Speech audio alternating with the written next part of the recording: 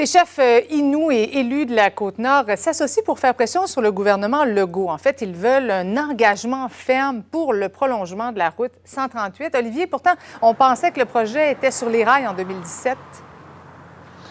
Et il est toujours sur les rails, mais il semble ne pas avancer au rythme qu'auraient voulu ces élus et ces chefs autochtones sur la Côte-Nord.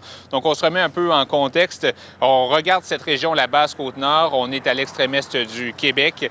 400 kilomètres qui séparent les Kagaskas et Vieux-Fort. Donc, ce sont sur ce territoire 5000 personnes environ qui sont complètement déconnectées du reste de la province parce qu'il n'y a pas de routes qui leur sont accessibles. Et là, maintenant, on se reporte un peu plus tôt cette année. La CAQ a promis un échéancier ambitieux pour ce prolongement de la route 138 qui est attendu depuis des années ici, mais les élus, les chefs, ils nous semblent s'impatienter. Déjà qu'en 2017, comme vous pouvez le voir sur le tableau que je vous ai fait préparer, on avait annoncé au gouvernement libéral qu'on compléterait les plans et devis pour septembre, qu'en 2018, les travaux de déboisement entre Kagaskas et la Romaine seraient débutés et qu'en 2019, on commencerait même la construction du tronçon entre Kagaskas et la Romaine. Mais aux dernières nouvelles, le déboisement a commencé cet hiver dans ce tronçon, 7 km déboisés. Ça va se poursuivre au cours de l'automne ou à la fin de l'été, selon le ministère des Transports.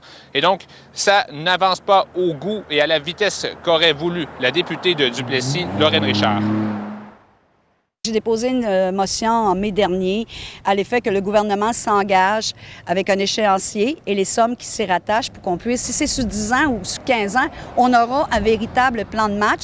Et cette motion a été votée unanimement à l'Assemblée nationale.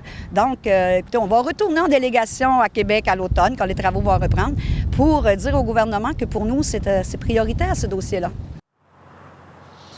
Donc, vous l'avez compris, le gouvernement Legault qui fera face aux pressions des chefs Inuits de la Côte-Nord, mais aussi de ses élus à l'automne.